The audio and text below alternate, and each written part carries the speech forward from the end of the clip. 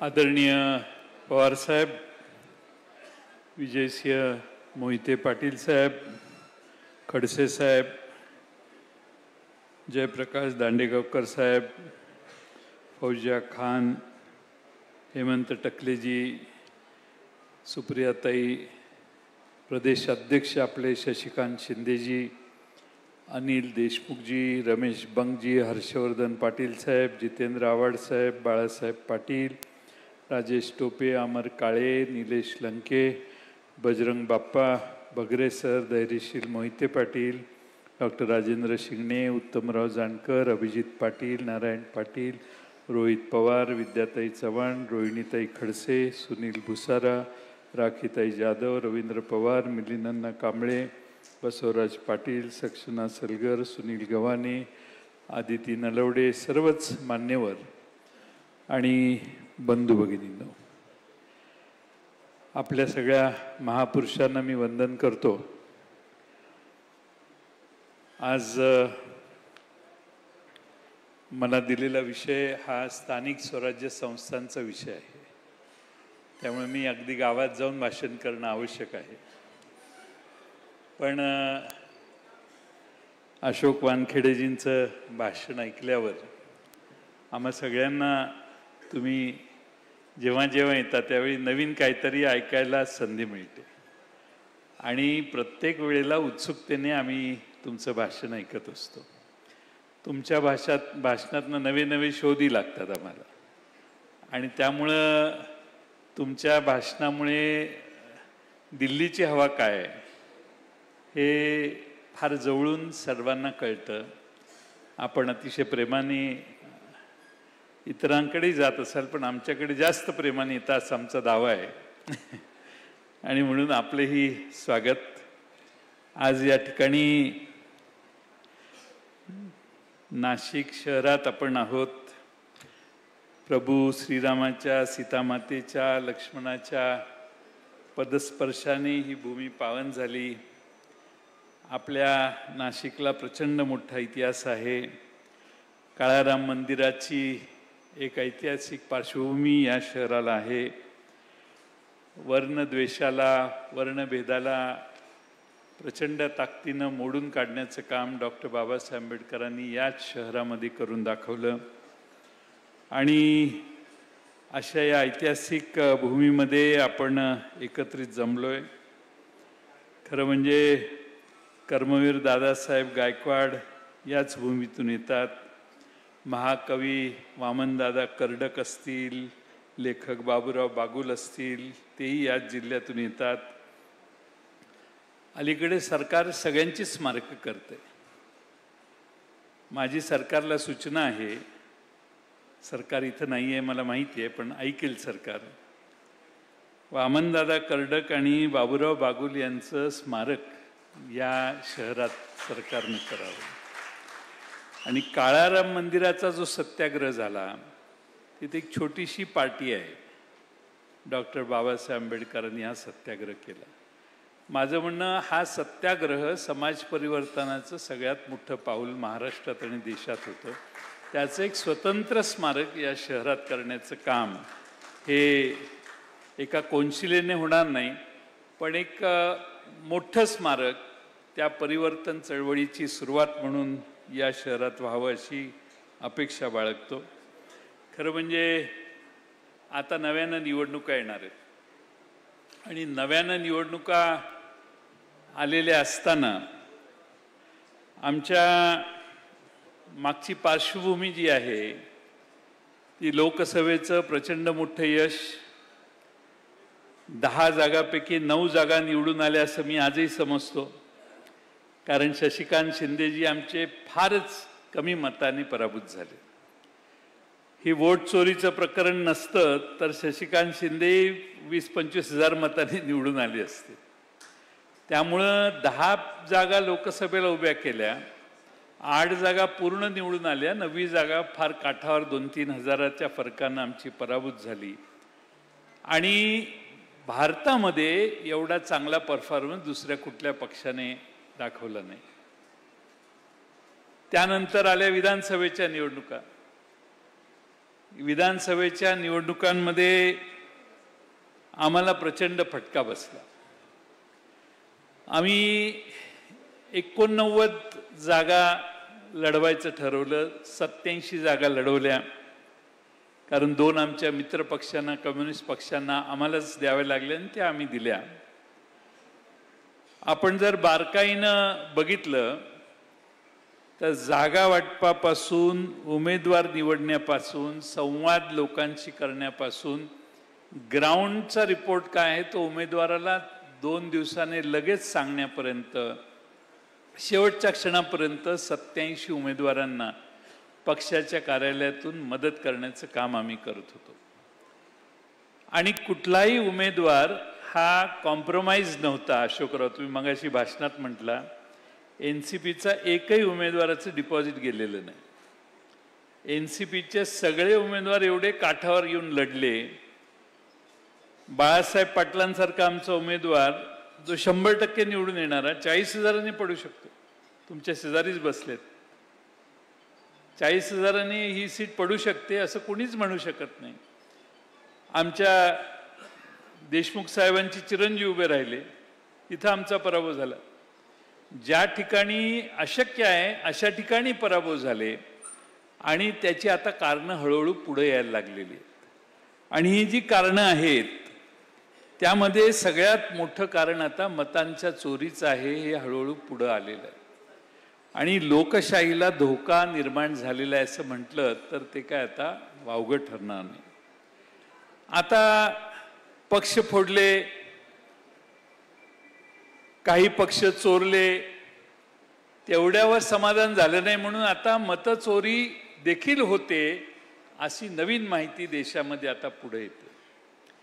आता मोदी साहेबांचा वाढदिवस 17 तारखेला आहे. मला मगाशीच कोणीतरी सांगत होतं की हायड्रोजन बॉम्ब पण 17 तारखेलाच त्यांना भेट म्हणून दिला जाणार आहे. त्यामुळे 17 सप्टेंबरला वाढदिवसाच्या दिवशी या देशात राहुल गांधी काय सांगतायत याकडे सगळ्यांचं लक्ष आहे. मागचा बॉम्ब त्यांच्या मते ॲटॉम बॉम्ब होता. त्या हायड्रोजन बॉम्ब फुटायच्या आधी आमच्या जानकर साहेबांची आणि राहुल गांधींची सुप्रियाताई जरा भेट घालून द्या, म्हणजे हायड्रोजन बॉम्बच्या पुढचा एखादा टप्पा पण गाठता आला तर बघा. आज खरं म्हणजे निवडणुका 4-5 वर्षात महाराष्ट्रात झाल्या नाही. निवडणुका होत नाहीत, नगरसेवक नाहीत, जिल्हा परिषद सदस्य नाहीत.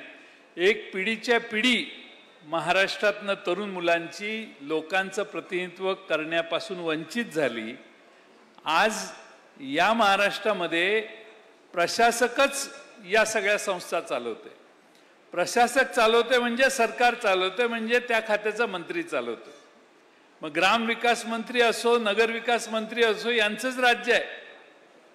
आणि जे आता ABCD क्लास म्युनिसिपल कॉर्पोरेशन आहेत त्यात आपने सुना होगा D क्लास म्युनिसिपैलिटी के कमिश्नर जो स्टेट कैडर के थे उनको निकाल के IS कैडर के कमिश्नर लगाने का निर्णय हमारे माननीय मुख्यमंत्री ने लिया है. इसका अर्थ महाराष्ट्र में ये होता है कि वो स्टेट कैडर वाले हमारे एकनाथ शिंदे साहब के सुनते थे, वो ज़्यादा उसकी सुनते हैं, मेरे नहीं सुनते, इसलिए अभी IS ऑफिसर लाने की व्यवस्था हमने की है. और इसका मतलब अगर ये है कि स्टेट कैडर के निकाल के IS कैडर के लोग लाएंगे तो और 2-3-4 महीना इलेक्शंस आगे जा सकते हैं, क्योंकि उनको काम करने का तो मौका मिलना चाहिए. और इसीलिए हमें मालूम नहीं कब इलेक्शन होने वाले, बिहार के इलेक्शन कब होंगे, उस चुनाव के रिजल्ट क्या आएंगे, वो अगर नतीजे उनके खिलाफ गए तो और 2-4 महीने इलेक्शन आगे भी जा सकती है. हम तो वैसे तैयार है कि कल इलेक्शन होंगे तो भी हमें लड़ना है, लेकिन देश का माहौल जो है उसके ऊपर स्थानिक स्वराज्य संस्थाओं की निवडणूक कब लिए जाए, इसकी 273 वगैरह जो अमेंडमेंट की गई है उसका कोई मायना महाराष्ट्र में हम नहीं रखते. घटना का और हमारे महाराष्ट्र का कोई संबंध नहीं, ये जाते जाते सुन के जाइए. घटनेमध्ये 5 वर्षांनी निवडणूक होणारच आहे. पण ती होऊ शकत नाही वेगवेगळ्या कारणानं, कोर्टात वेगळ्या केसेस असल्यामुळे. आणि म्हणून आता 29 महानगरपालिका, 257 नगरपालिका, 26 जिल्हा परिषदा, 289 पंचायत समित्या यांचा गाडा एकही लोकप्रतिनिधी हाकत नाही, प्रशासक हाकतो. हे पहिल्यांदा तुम्ही सगळ्यांनी लक्षात घ्या. आणि त्यामुळं आज 5-5 वर्ष निवडणुका होत नसतील तर लोकशाहीला तो एक फार मोठा धक्का आहे. आज जर नगरसेवक, पंचायत समिती आणि जिल्हा परिषदेचे प्रतिनिधी निवडून आलेले असते तर एवढी पोकळी वाटली नसती. पण आज विकासाची प्रचंड पोकळी आहे. आमदार आणि खासदार आणि मंत्री यांच्या मनात जे होईल तेच राज्य चालू आहे. लोकांच्या मनातलं राज्य स्थानिकदृष्ट्या चालतं की नाही अशी अनेक ठिकाणी शंका आल्याशिवाय राहत नाही. खरं म्हणजे राजा सर्व सत्ता हस्तगत केल्याशिवाय थांबत नाही. राजाचा हा लोभ असायचा सरंजामशाहीच्या काळात. त्याला सगळं आपल्या ताब्यात लागायचं. सध्या तसं झालेलं आहे. म्हणजे आपल्या देशामध्ये ध्येय धोरणं कुणीतरी दुसऱ्यांनी ठरवली, कायदा पास करणारे वेगळे असतील, न्यायनिवाडा करणारे आणखीन तिसरी व्यवस्था असेल, अशा वेगवेगळ्या लोकांच्या हातात जर कारभार असेल तर राजाला चैन पडत नाही. आणि म्हणून ही सगळी व्यवस्था आता एकाच माणसाच्या ताब्यात कशी जाते, देशपातळीवर राज्यपातळीवर, अशी व्यवस्था आहे. आणि राजाला जे पाहिजे असतं, राजाला जे सगळं हातात घ्यायचं असतं, ती पद्धत ही सध्या निवडणुका न घेता राजाच्या हातात सगळ्या दोऱ्या घेण्याचं काम आज महाराष्ट्रात आणि देशात झालेलं आहे. डॉक्टर बाबासाहेब आंबेडकरांनी विकेंद्रीकरणाचा आग्रह धरला. स्वर्गीय यशवंतराव चव्हाणांनी स्थानिक स्वराज्य संस्था बळकट करण्याचा प्रचंड प्रयत्न त्यांच्या काळात केला. आणि लोकांच्या हातात सत्ता दिली तर लोकांना पाहिजे तशी लोक राबवतील असा विश्वास आज देशातल्या सर्व लोकांना होता. पण मी आपल्याला मगाशी सांगितलं तशी परिस्थिती आज झालेली आहे. आता निवडणुका कधी होणार याविषयी लोकांना अजूनही नक्की खात्री नाही. पण आता जिल्हा परिषदेची आरक्षणं ठरली आहेत, याचा अर्थ आता राजाच्या मनात आलेला आहे की जिल्हा परिषदेच्या निवडणुका आधी घेऊन टाकू, मग 2-3 महिन्यात दिवाळीच्या आसपास जिल्हा परिषदा होतील असा आमचा अंदाज आहे. नगरपालिकांचे आरक्षणं पडायचे आहेत, ती त्याच्यानंतर होतील आणि त्याच्यानंतर महापालिका होतील असा माझा एक शंका आहे. खरं म्हणजे निवडणूक आयोगाने काय काय केलं याविषयी आपण सविस्तर बोललाय, मी त्याच्यावर वेळ घेत नाही. परंतु मला असं वाटतं की संविधानाने निवडणूक आयोगाला जो अधिकार दिलेला आहे त्याची व्याख्या करण्याचा अधिकार सुप्रीम कोर्टाला आहे. त्यामुळे कालच एक ॲफिडेव्हिट निवडणूक आयोगाने सादर केलेलं आहे. निवडणूक आयोगाने सुप्रीम कोर्टात असं सांगितलेलं आहे की आम्हाला स्पेशल ड्राईव्ह जो मतदार यादीचा घ्यायचा आहे तो घेण्याचा ड्राईव्ह आमचा अधिकार आहे, आमच्या कामात तुम्ही पण इंटरफिअर करू नका. एवढं धाडस निवडणूक आयोगाचं झालेलं आहे. सुप्रीम कोर्टाला देखील निवडणूक आयोगाने सांगितलेलं आहे आम्हाला काही विचारू नका, तुमचा अधिकार तो नाही. निवडणूक आयोग निवडणूक कशा करायच्या हे आम्हालाच माहिती आहे आणि आम्हीच ते करणार आहे. आज जर एवढी मोठी ताकद निवडणूक आयोगाचं धाडस होत असेल तर त्या निवडणूक आयोगाच्या मागे कोणीतरी असेल म्हणूनच एवढं धाडस होत असेल. शेजारी त्या निवडणूक आयोगाला बांगलादेशमध्ये काय केलं त्या निवडणूक आयोगाच्या प्रमुखाचं हे तुम्हाला माहिती आहे. तरी भारतात निवडणूक आयोगाच्या प्रमुखाची एवढी धाडस होतं म्हटल्या त्याच्या मागे कोणीतरी आहे, तुम ऐसा ॲफिडेव्हिट दे दो देखते क्या करते, असा त्याचा सल्ला त्याला वरून आलेला दिसतोय असा माझा अंदाज आहे. आणि म्हणून खरं म्हणजे कुणाच्या ताकदीवर हा खेळ चालू आहे. आणि निवडणूक आयोगच जर आज देशाच्या सुप्रीम कोर्टाला वेगळी भाषा वापरत असेल तर मला वाटतं खऱ्या अर्थानं आपली लोकशाही धोक्यात आली आहे असं म्हटलं तर वावगं ठरणार नाही.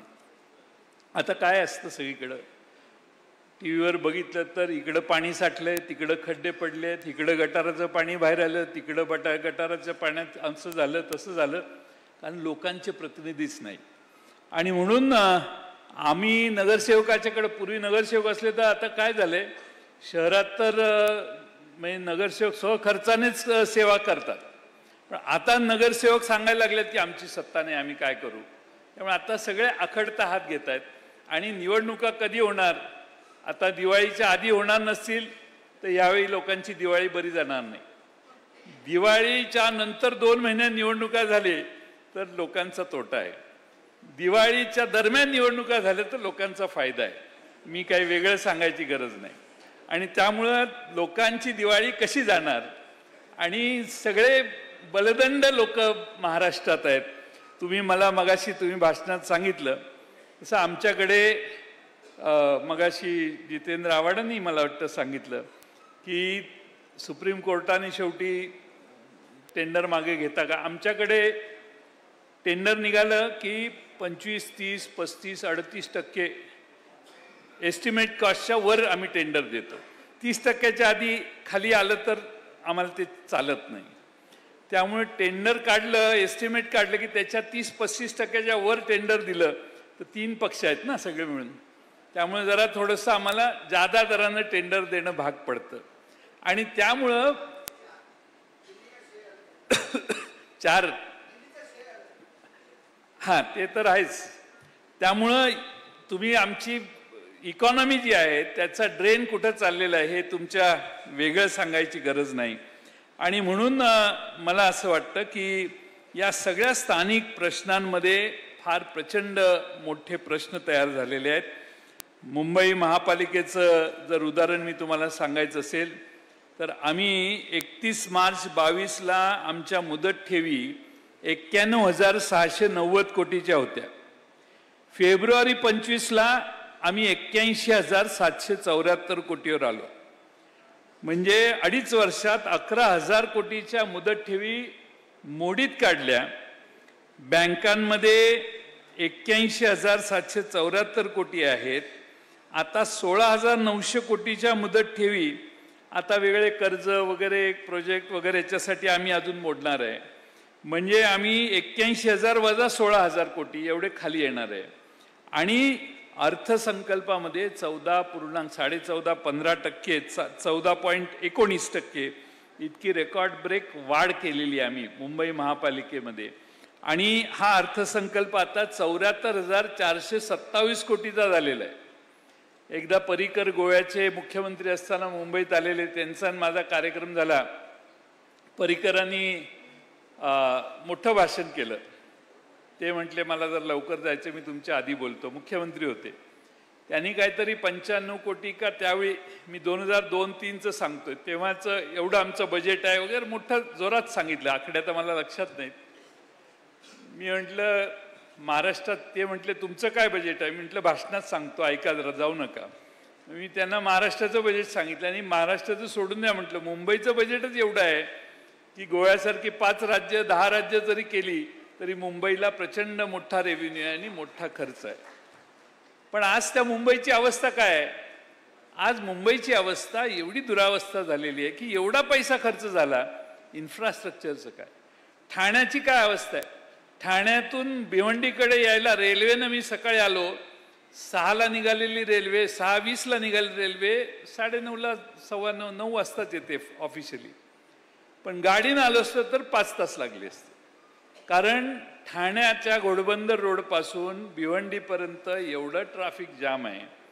आता एवढे पैसे जर आम्ही ठाणे महापालिकेत 2 तास जास्त जातात, एवढे पैसे महापालिकेत विदर्भातून त्या समृद्धी मार्गावरून माणूस आला की भिवंडीला येऊन 4 तास थांबतो.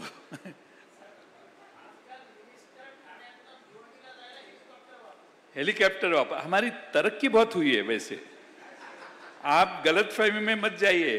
रास्ते खराब है तो हम हेलीकॉप्टर से जा सकते हैं, तो आप हमको कम मत समझिए. लेकिन छोटे छोटे लोग जो है वो नीचे से जाना पसंद करते हैं. उनको 4-5 घंटा कोई बड़ी बात नहीं है उनके लिए. उनको कोई दूसरा काम ही नहीं होता है. काम वाले लोग हेलिकॉप्टर में घूमते हैं. आणि त्यामुळं खरं म्हणजे मी हे यासाठी सांगतोय की प्रचंड पाऊस येणार म्हणून पैसे भरपूर खर्च केले आणि पाऊस पडला मुंबईत. आमचे एकनाथ शिंदे म्हटले जरा पाऊस लवकर आला ना. पावसाने आम्हाला न सांगता आगमन केलं म्हणून हे सगळं तुंबलेलं आहे. आम्हाला सांगून आला असता तर वेळेवर त्याला बाहेर घालवलं असता. अशी आणि लोकही ऐकतात. म्हणजे आम्हाला आश्चर्य वाटतंय की लोक ते म्हणतील ते ऐकतात. आणि त्यामुळं आज लोक नसल्यामुळं, स्थानिक स्वराज्य संस्था जागेवर नसल्यामुळे हे महत्त्वाचे प्रश्न आपल्यासमोर उभे राहिलेत. मी आता आज नाही, बरेच वर्षापासून, मी या पक्षाचा अध्यक्ष झाल्यापासून बूथ कमिट्या करा म्हणून सांगतो. मी स्थानिक स्वराज्य संस्था लढायच्या असतील तर बूथ कमिट्या केल्या पाहिजेत. मगासपासून जे आपण निवडणुकीच्या मतदार याद्यांच्या नावात वाढ कमी जास्त जे म्हणतो ते BLA अपॉइंट केले पाहिजेत. BLAला विचारल्याशिवाय मतं कमी होत नाहीत, वाढत नाहीत. ही प्रोसिजर आपण समजून घेतली पाहिजे. आपण थोडंसं विजिलंट राहिलं पाहिजे. माझी सगळ्यांना विनंती आहे की तुम्ही बूथ कमिट्या राहू दे, BLA तर अपॉइंट करा प्रत्येक बूथवर. आणि पक्षाचा BLA एकदा अपॉइंट केला तर तुम्ही यादी दिली पक्षाच्या वतीनं की हे आमचे या तालुक्यातले BLA आहेत, तर मग त्यांना बोलवून कमी जास्त मतांची चाचपणी किंवा माहिती ही तुम्हाला मिळेल. परत बूथ कमिट्यांचा आपण विरोधकांच्या नुसतीच टीका करण्यात काही फार अर्थ आहे असं माझं मत नाही. आपली रिझल्ट काय लागायचं तो लागू दे. आपली यंत्रणा अशी पाहिजे की आपल्या शेवटच्या मतदारांपर्यंत आपला प्रचार गेला पाहिजे. शेवटच्या मतदारांपर्यंत प्रचार घ्यायला बूथ कमिटी असली आणि प्रत्येक त्यांनी 50 प्रमुख केलेत, आहेत अस्तित्वात का नाही माहीत नाही, पण असं आम्ही ऐकतो. तर आपण बूथ कमिटीच्या मेंबरने 20-20, 25-25 मतं वाटून घेतली तरीही काम होऊ शकतं काही प्रमाणात. आणि बूथवर जर चुकीचे मेंबर किंवा मतदार आले तर त्याला ऑब्जेक्शन घेण्याचं काम देखील आपण सगळे वेळेत करू शकतो असं मला वाटतंय. खरं म्हणजे आपण अनेक भेडसावणाऱ्या प्रश्नांची सोडवणूक करत असताना आपल्याला काय पाहिजे ते बूथ कमिट्यांच्या मार्फत लोकांच्यापर्यंत कळवू शकतो. आपण आपली इच्छा काय आहे, आपल्या पक्षाचं धोरण काय आहे, देशात कोणती घटना घडली, राज्यात काय चुकीचं झालं, आपण विरोधी पक्षात आहोत, सरकारच्या बद्दल काय सांगायचं असेल ते सांगायला आपली बूथ कमिटी कार्यरत असली पाहिजे असं माझं स्वतःचं मत आहे. आता खरं म्हणजे नव्या मुंबईत पार्किंगची व्यवस्था नाही आहे. मुंबईत एका वॉर्डात नाल्याची सफाईच झाली नाही, परवा मी बातमी वाचली. छत्रपती संभाजीनगरमध्ये एका वॉर्डात घाणीचं साम्राज्य आहे. इचलकरंजीत मागच्या 8-10 दिवस पाणीच पोचलेलं नाही. अशा वेगळ्या बातम्या असतात. मग ते पाणी पोचलेलं नाही म्हणून माणसं जागृत करायचं काम आपण केलं पाहिजे. बघ, आपलं सरकार असतं तर पाणी आलं असतं की नाही, यांच्यामुळे येत नाही. एवढं तर सांगायला आळस करू नका. एवढं आमच्या ताब्यात द्या, आम्ही इचलकरंजी शहर दुरुस्त करून दाखवतो, एवढी सांगायची व्यवस्था झाली तरी माणसाला वाटतं की काय नाही, यांच्यात जरा हे आता बदल करायला हरकत नाही. परत मतदार यादीमध्ये घोळ दिसतोय त्याचं व्हेरिफिकेशन करायला आणि लोकांना सांगायला की आम्ही निवडून आल्यावर आम्ही काय देणार याचा कार्यक्रम प्रत्येक शहरात, प्रत्येक तालुक्यात, जिल्ह्यात आपला तयार करायला सुरुवात करावी अशी माझी विनंती आहे. आपलं काय आहे, आपलं अलायन्स कुणाशी होणार, मग शिवसेना काय म्हणणार, काँग्रेस काय म्हणणार, मग आपलं किती जागा मिळणार, डोक्यातनं काढून टाका. त्यांच्याशी चर्चा करणार आहोत. मित्रपक्षाशी जिल्हा स्तरावर चर्चा करायचा अधिकार पवार साहेबांनी आणि शशिकांत शिंदे साहेबांनी जर आदेश दिला तर जिल्हा स्तरावर तुम्हाला सगळ्यांना मिळेल. जिल्हा स्तरावर दिलेला आहे, देण्यात आलेला आहे, तर आपण जिल्हा स्तरावर चर्चा सुरू करा. आता वॉर्डात आरक्षण काय पडतं ह्याची वाट न बघता संवाद सुरू करा. आपल्याबरोबर मित्रपक्ष कोण कोण येणार आहेत त्याचा अंदाज घ्या, आपली तयारी करा. आणि माझी सूचना आहे की नव्या चेहऱ्यांना संधी देऊ. आणि बहुतेक स्थानिक स्वराज्य संस्थेत नवीन लोकच पुढे येतील. आता 2 प्रकारची मानसिकता असते. पैसे नाहीत, आम्हाला काय जमणार नाही असं म्हणणारा एक मोठा वर्ग आता निघेल. कारण समोरच्याकडून एवढे गले लठ्ठ, मग हा पक्ष एका वॉर्डात 5 कोटी देणार, दुसरा म्हणतो आमचा पक्ष 3 कोटी देणार, तिसरा पक्ष म्हणतो 7 कोटी देणार, असे आकडे मोठ्या महापालिकांचे चाललेत. आणि त्यामुळं एवढी रेलचेल आहे. माझं मत आहे पैसा फार महत्त्वाचा नसतो, तुम्ही माणसांपर्यंत पोचणार असाल तर माणसं तुमच्या मागे लागतील. तुम्ही माणसांपर्यंत पोचला नाही, नुसते पैसे पाठवले तरी मतं येत नाही. त्यामुळे माणसांपर्यंत पोचण्याची यंत्रणा नव्या पिढीतल्या तरुण मुलांची आपण करावी अशी माझी आपणा सर्वांना विनंती आहे. आणि ही एक संधी आहे नवे चेहरे पुढे आणायची. मला आठवतं की 78 साली काँग्रेस फुटली. तिरपुडेंच्या नेतृत्वाखाली इंदिरा काँग्रेसचे 78 बहुतेक आमदार त्यावेळी निवडून आलेले. सगळे नवीन चेहरे होते. सगळे 80% चेहरे तिरपुडेंच्या नेतृत्वात. तिरपुडेंनाही ओळख नसेल कदाचित त्यावेळी. पण सगळे नवीन चेहरे इंदिरा गांधींच्या नेतृत्वाखालच्या काँग्रेसचे महाराष्ट्रात आलेले. 78च काहीतरी आलेले. सगळे तरुण आणि बऱ्याच जणांना बॅकग्राऊंडही नव्हती. एका जनतेनं एकदा ठरवलं ना की पलटी करायची तर काही चालत नाही. आणि म्हणून माझी विनंती आहे की नव्या चेहरे हुडकायला सुरुवात करा. चांगले चेहरे, स्वच्छ चेहरे. पैसे आहेत म्हणून त्याच्या मागे जाऊ नका. तो पक्षाच्या मागे येणार असेल तरच एखाद्याला तिकीट द्या. आपलं काय बऱ्याच वेळेला चुकतं की तो जास्त पैसे खर्च करेल म्हणून आपण जाऊन त्याला आग्रहानं तिकीट देतो. तो निवडणूक लढवतो आणि नंतर निघून जातो. आम्ही असे 2-4 जण बघितलेले आहेत अशोकरावजी, की आम्हाला वाटलं तोच निवडून येणार म्हणून आम्ही त्याला तिकीट दिलं. लढलाय तो चांगला आणि निवडून आल्यावर पडल्यावर जिथून आला तर तिकडेच परत जाऊन बसला. आणि 8 दिवसात, म्हणजे शरम पण नाही की बाबा 1-2-4 महिने थांबावं असंही नाही आहे. त्यामुळे अशी नावं आहेत. आम्ही डोक्याला हात लावून बसलो, याला कशाला तिकीट दिलं. असे केसेस आहेत आमच्याकडे.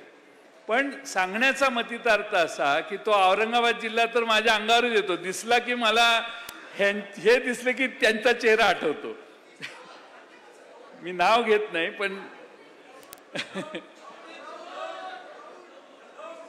त्यामुळं आल्या मैं आए थे किस लिए, शादी करके आए, 2 रात हमारे साथ बिताई और उधर चले गए.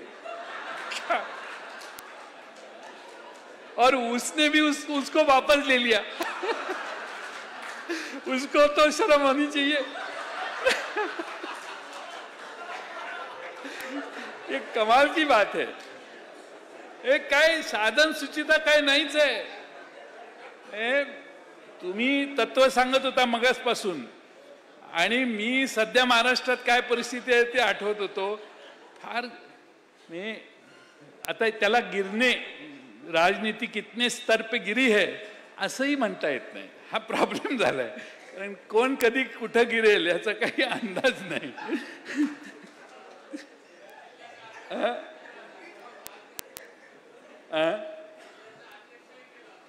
हो,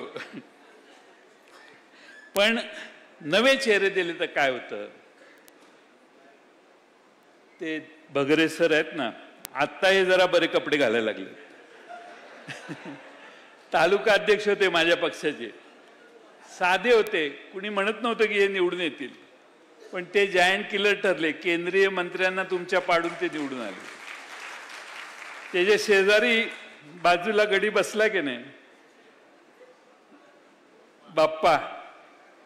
बाप्पानी पण मोठा पराक्रम केलेला आहे. त्यामुळं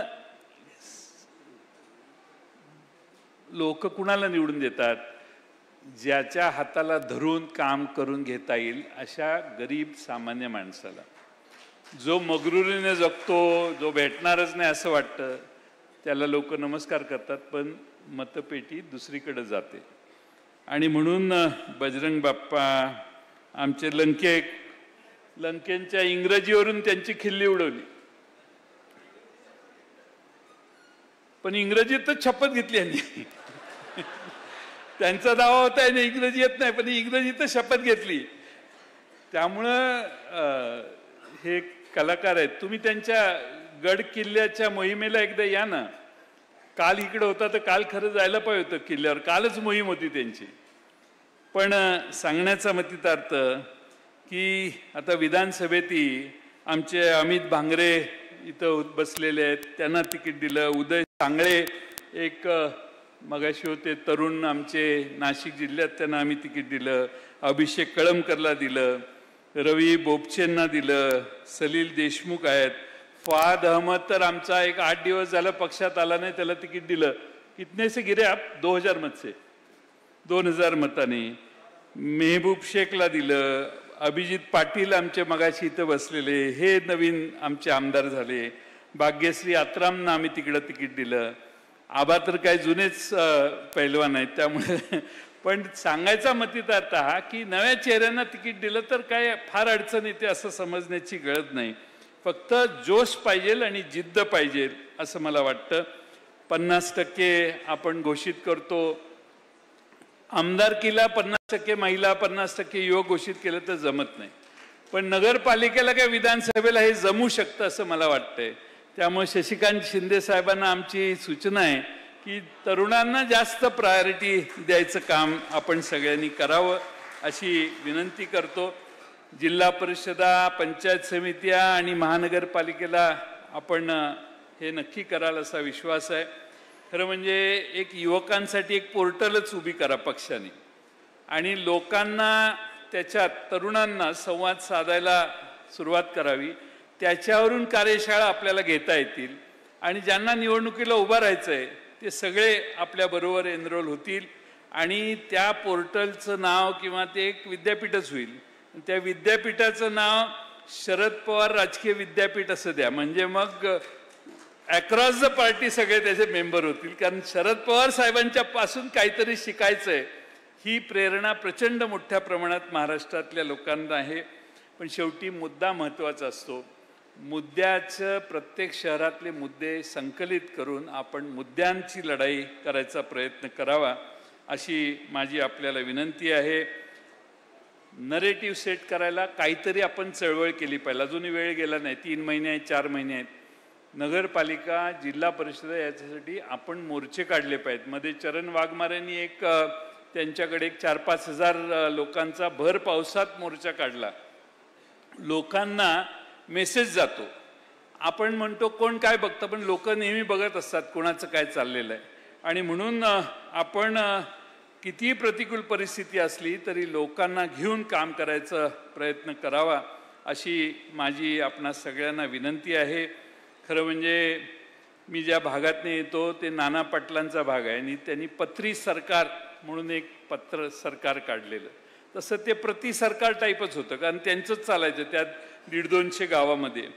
तसं आपण प्रति सभागृह प्रत्येक शहरात करायला पाहिजे. प्रत्येक शहरात निवडून येणाऱ्या लोकांना उभं राहायचं आहे, त्यांची सभा घ्यायची आणि त्यांनीच प्रश्न विचारायचे आणि त्यांनीच उत्तरं द्यायची.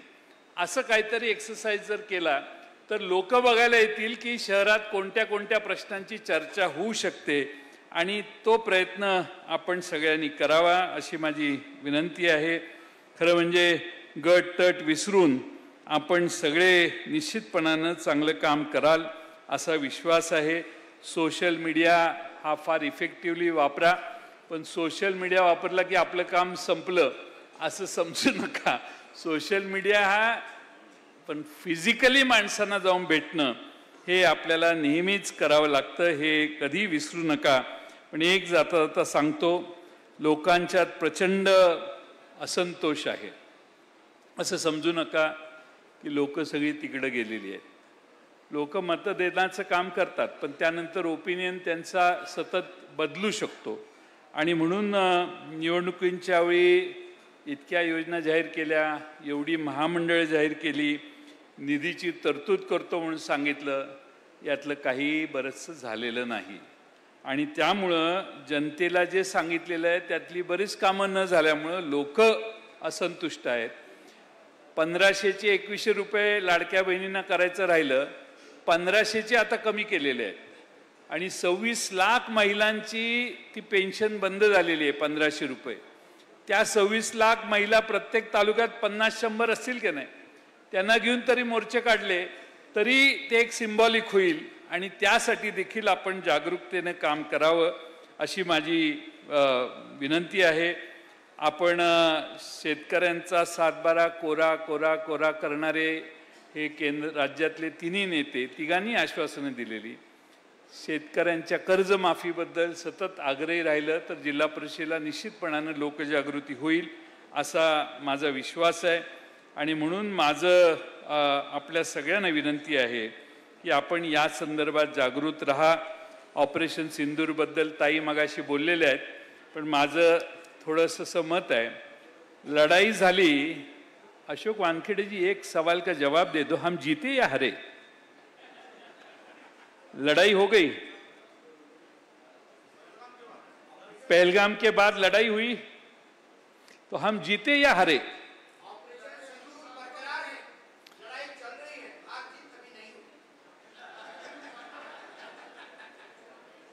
आम्हाला असं वाटलं की चुन चुन के मारेंगे, घुस के मारेंगे, वो पाकिस्तान ऑक्युपाइड कश्मीर ले लेंगे. ये तीनों चीजें होने की बहुत आवश्यकता थी.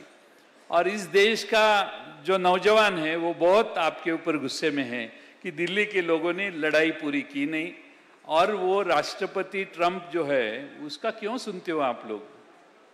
उसने आपकी वॉर रुकवा दी. या देशामध्ये अमेरिकेचा राष्ट्रपती सांगतो आणि आपण लढाई थांबवतो, आणि तो 30 वेळा सांगतो का आता 40 वेळा सांगितलं असेल त्याने. रोज सकाळी उठल्यावर सांगतो मी ती लढाई बंद केली. त्यामुळं ऑपरेशन सिंदूरची वकिली करण्यासाठी जी जी लोक जगभर गेली त्या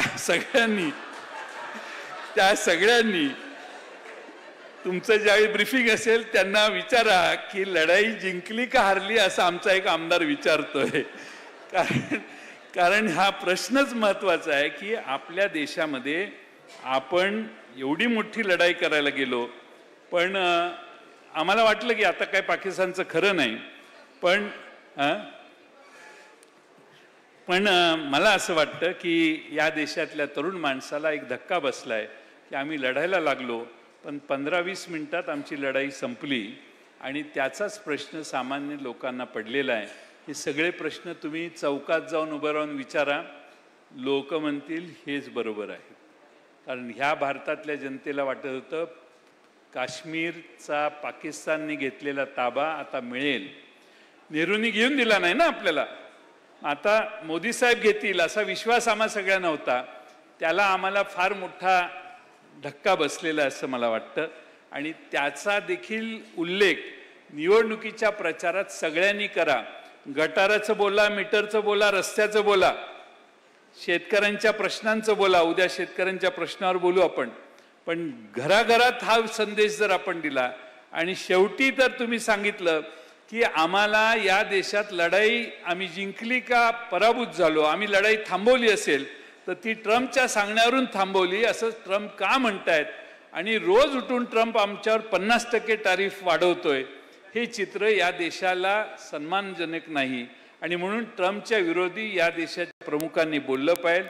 ट्रम्पला मुहतोड जबाब दिला पाहिजे आणि तो जबाब दिला जात नाही म्हणून देखील भारतातली जनता अस्वस्थ आहे. एवढंच मी आपल्याला या निमित्तानं सांगतो. पुन्हा एकदा मला बोलण्याची संधी शशिकांत शिंदे साहेबांनी आणि आयोजकांनी दिली, त्यांचे आभार मानतो आणि माझे 2 शब्द संपवतो.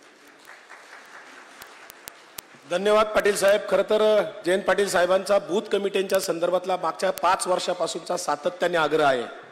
बूथ कमिट्या BLA या संघाने आपण हे करतात. खरं तर आपण संघर्षाच्या भूमिकेत आहोत. जरा 2 घोषणा द्यायच्यात कारण उद्या आपला मोर्चा पण आहे. मी पुढे म्हणतोय, तुम्ही पण मागे मला साथ द्या. देणार? लढेंगे.